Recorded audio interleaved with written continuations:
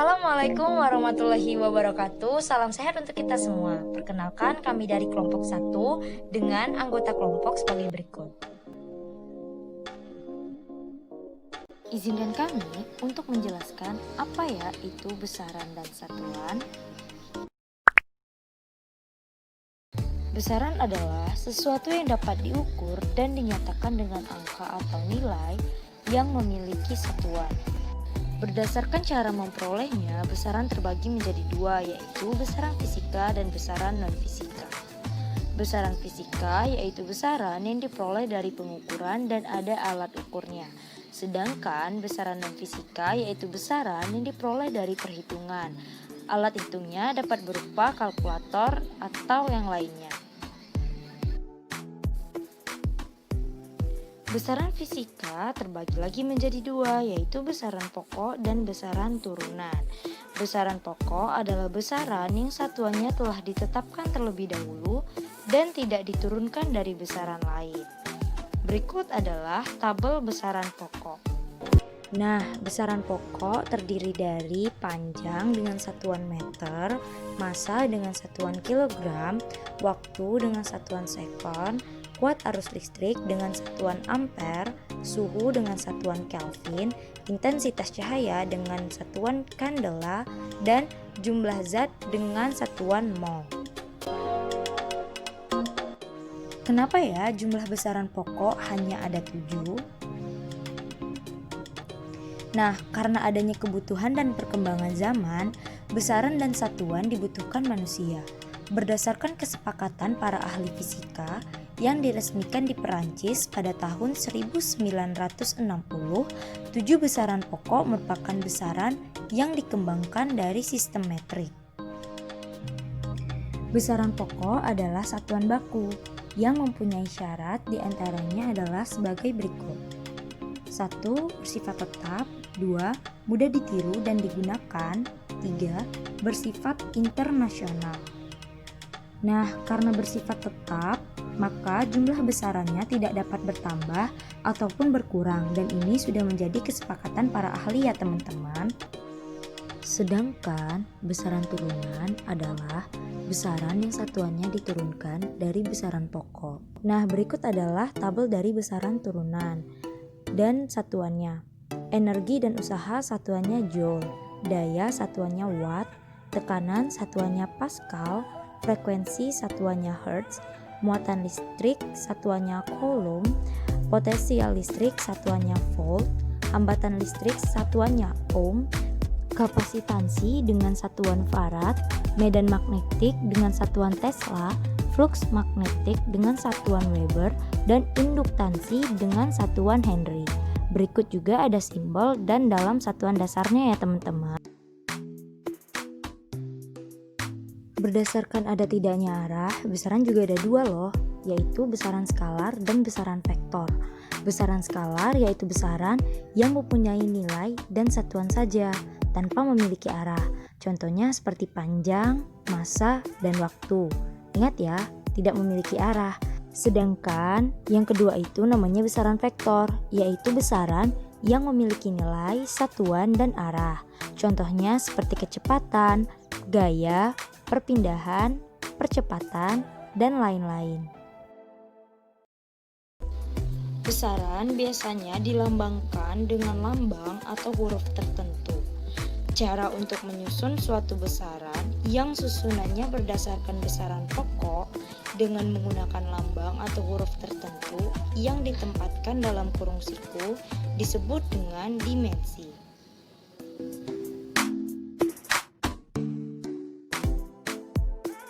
Nah, berikut adalah tabel dimensi dan besarannya. Besaran pokok panjang dengan dimensi L besar, massa dengan M besar, waktu dengan T besar, kuat arus listrik dengan I besar, suhu dengan Tesla, intensitas cahaya dengan J besar, dan jumlah zat dengan N besar. Tentunya lambang atau huruf itu ditempatkan dalam kurung siku. Untuk lebih mudah mengingatnya, kita bisa gunakan singkatan lapar, makan, tojin. Lalu, kenapa ya sudut bidang datar dan sudut ruang tidak memiliki dimensi? Nah, jadi gini teman-teman, sudut bidang datar dan sudut ruang memiliki batas hanya antara 0 sampai 360 derajat. Sedangkan besaran lainnya tidak terbatas. Karena ada besaran vektor, sudut hanya bekerja pada ruang yang terbatas dan hanya dijadikan acuan dari arah besaran vektor. Jadi, sudut itu penting digunakan hanya untuk memperhitungkan arah kemana besaran vektor bekerja dan memengaruhi berapa nilai besaran vektor. Lalu, apakah ada dimensi dari besaran turunan? Jawabannya, tentu saja ada. Dimensi besaran turunan adalah dimensi turunan dari besaran pokok. Untuk menentukan dan menuliskan dimensi dari besaran turunan dapat kita gunakan langkah-langkah sebagai berikut.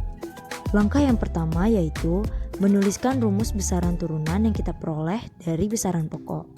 Lalu selanjutnya menuliskan satuan besaran, dan yang ketiga barulah kita bisa menentukan satuan besaran beserta dimensinya. Oke, contoh penerapan langkah-langkahnya begini. Untuk menentukan satuan dan dimensi dari kecepatan, kita gunakan langkah 1 dahulu, yaitu menuliskan rumus besaran turunan. Kita ketahui bahwa kecepatan itu rumusnya perpindahan atau jarak dibagi dengan waktu, yaitu V sama dengan S per T. Langkah keduanya yaitu menuliskan satuan besaran. Satuan besaran dari kecepatan sama dengan meter per sekon pangkat min 1. Nah, langkah ketiganya barulah kita bisa menentukan dan menuliskan satuan besaran dan dimensinya. Meter per sekon pangkat min 1, dimensinya L besar T besar pangkat min 1. Jadi, dimensi dari kecepatan yaitu L besar T besar pangkat min 1. Intinya gini ya teman-teman, jika suatu besaran memiliki satuan yang sama, pasti dimensinya juga sama. Kegunaan dimensi dalam besaran diantaranya yaitu 1. Dapat digunakan untuk membuktikan dua besaran setara atau tidak. Besaran dinyatakan setara jika memiliki dimensi yang sama. 2. Dimensi dapat digunakan untuk menentukan persamaan yang pasti salah dan mungkin benar. Jika dimensi persamaan ruas kiri dan ruas kanan berbeda, maka persamaan pasti salah. Namun, jika kedua ruas memiliki dimensi yang sama, maka persamaan mungkin benar. Tidak 100% benar karena kemungkinan ada koefisien yang membuatnya berbeda. Dan yang ketiga, dimensi dapat digunakan untuk menurunkan suatu besaran fisis, jika kesebandingan besaran fisis tersebut dengan besaran fisis lainnya diketahui. Selanjutnya adalah satuan. Satuan adalah sebagai pembanding dalam suatu pengukuran besaran. Satuan terbagi menjadi dua, yaitu satuan baku dan satuan tidak baku. Satuan baku adalah satuan yang telah diakui dan disepakati penggunaannya secara internasional atau satuan internasional. Contohnya meter, kilogram, dan detik. Dalam satuan baku dikenal dengan dua sistem, yaitu sistem MKS atau meter kilogram sekon dan sistem CGS atau centimeter gram sekon yang biasa digunakan di sistem internasional. Sedangkan satuan tidak baku adalah satuan yang umumnya banyak digunakan pada zaman dahulu, di mana sistem satuan modern belum dibuat. Contohnya menggunakan jengkal pada tangan. Bicara soal besaran dan satuan, pasti kita menggunakan alat ukur dalam pengukurannya. Nah, berikut ini adalah daftar alat ukur yang digunakan untuk mengukur besaran pokok.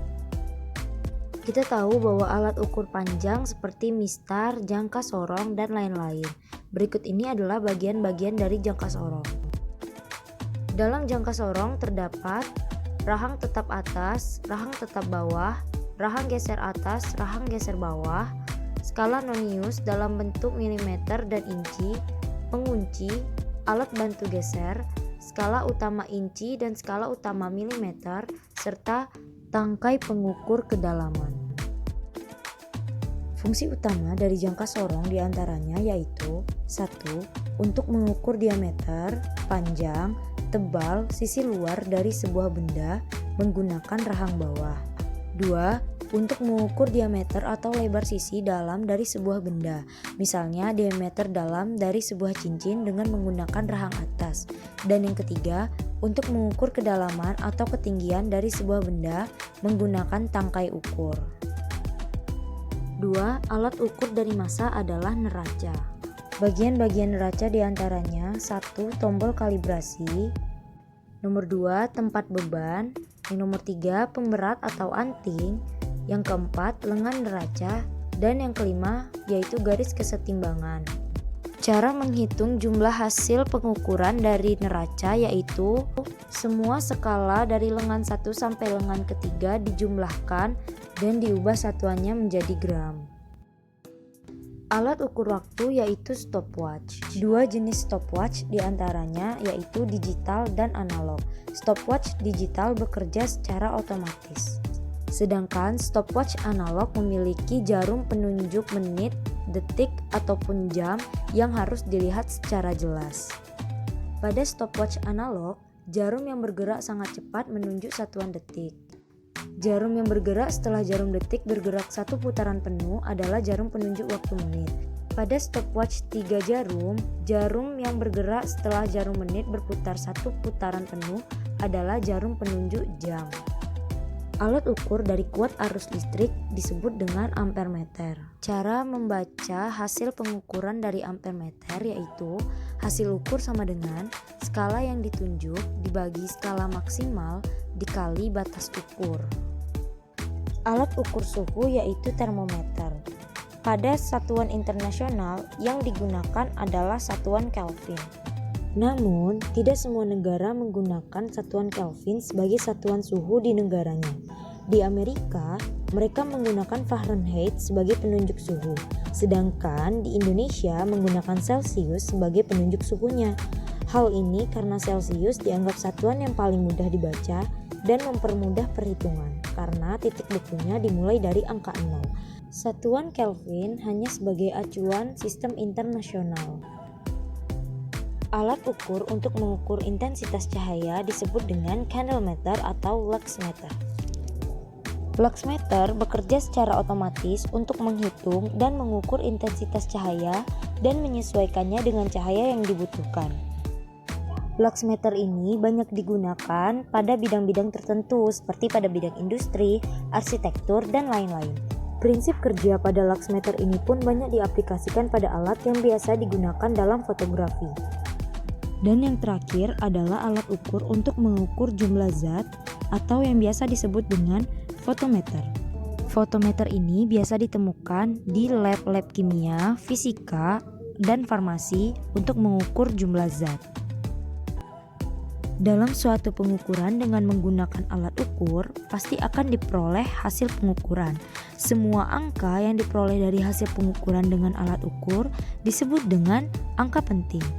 Angka penting terdiri dari dua, yaitu angka pasti dan angka taksiran. Angka pasti adalah angka hasil pengukuran yang tidak diragukan lagi nilainya. Sedangkan angka taksiran adalah angka hasil pengukuran yang masih diragukan nilainya. Dan ini berlaku untuk semua alat ukur karena alat ukur pasti memiliki angka penting. Misalnya begini, ketika kita mengalihkan 2,5 dikali 3,2, maka kalkulator bisa saja hanya memberikan jawaban 8. Walaupun jawaban yang baik adalah angka signifikan, sehingga jawaban yang benar adalah 8,0. Nah, aturan-aturan dalam angka penting yang kali ini kami akan jelaskan yaitu sistem operasi angka penting dan aturan penulisan angka penting. Yang pertama, sistem operasi angka penting dibagi menjadi dua sistem, yaitu sistem penjumlahan dan pengurangan serta sistem perkalian dan pembagian. Oke teman-teman, untuk sistem penjumlahan dan pengurangan aturannya begini. Hasil penjumlahan dan pengurangan hanya boleh mengandung satu angka taksiran, di mana angka terakhir dari suatu bilangan penting. Atau simpelnya gini, penulisannya gunakan saja operasi desimal yang paling sedikit. Nah, ini contohnya. 1,2 ditambah 2,22 hasilnya 3,42. Nah, karena kita mengikuti desimal yang paling sedikit, jadi kita gunakan 3,4 saja. Lalu nomor 2-nya 4,8 dikurang 1,40. Nah, hasilnya itu sama dengan 3,40. Kita gunakan 3,4 saja karena kita mengikuti desimal paling sedikit, yaitu 4,8 yang hanya memiliki 2 angka. Nah, untuk sistem perkalian dan pembagian angka penting, aturannya begini.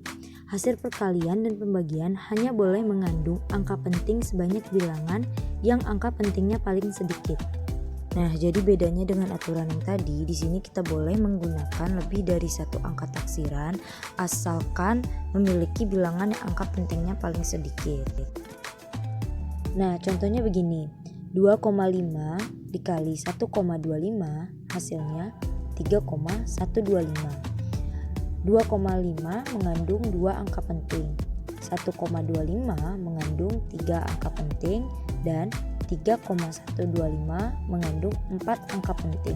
Karena aturannya harus menggunakan angka penting paling sedikit, jadi jawabannya 3,12. Mengikuti jumlah angka penting yang paling sedikit dalam operasi tersebut, yaitu 2 angka penting. Aturan penulisan angka penting kami membagi menjadi 2 bagian, yaitu aturan penulisan angka penting dan juga kita dapat mengetahui aturan pembulatan angka penting. Aturan penulisan angka penting yaitu 1. Semua angka 0 dan bukan 0 adalah angka penting. 2. Semua angka 0 yang terletak di antara bukan 0 termasuk angka penting. Contohnya 2001 memiliki 4 angka penting. Yang ketiga, semua angka 0 pada angka desimal lebih dari 0 dan terletak di akhir angka adalah angka penting. Contohnya 1,250 memiliki 4 angka penting. Dan aturan selanjutnya yaitu semua angka 0 pada angka desimal kurang dari 0 dan terletak di kanan dan kiri koma desimal bukan termasuk angka penting. Contohnya 0,250 memiliki 3 angka penting saja karena 0 sebelum koma bukan merupakan angka penting. Selanjutnya, aturan pembulatan angka penting. Yang pertama, jika angka hasil perhitungannya lebih dari sama dengan 5, maka angka dibulatkan ke atas. Contohnya, 3,237 sama dengan 3,24. Yang kedua, jika angka hasil perhitungannya kurang dari 5, maka angka dibulatkan ke bawah. Contoh 4,231 itu sama dengan 4,23. Dan yang ketiga, jika angka sama dengan 5, maka dibulatkan ke atas jika angka sebelumnya ganjil dan dibulatkan ke bawah jika angka sebelumnya genap. Contohnya 3,235 dibulatkan menjadi 3,24. Contoh soal nomor 1, sebuah sepeda motor bergerak dengan kecepatan 72 km per jam. Jika dinyatakan dalam satuan internasional atau SI, maka kecepatan sepeda motor adalah diketahui jaraknya 72 km dengan waktu 1 jam, yang ditanyakan adalah kecepatannya dalam bentuk satuan internasional. Berarti kita harus merubah kilometer dan jam dalam bentuk meter dan sekon sesuai dengan satuan internasional, yaitu 72 km dikalikan 1000 meter sama dengan 72.000 meter, dan 1 jam dijadikan dalam bentuk sekon berarti 3.600 sekon. Rumus kecepatan adalah jarak dibagi waktu, berarti V sama dengan S dibagi T, yaitu 72.000 meter dibagi 3.600 sekon, hasilnya 20 meter per sekon. Soal nomor 2, hasil penjumlahan dari 15.300 gram dan 2.390 gram dalam satuan kilogram adalah, nah berarti kita harus merubah dulu dari satuan gram menjadi kilogram. 15.300 gram sama dengan 15,3 kg, 2.390 gram sama dengan 2,39 kg. Jika dijumlahkan, maka hasilnya akan menjadi 17,69 kg. Nomor 3, hasil pengukuran patseng panjang 1,5 meter dan lebar 1,20 meter.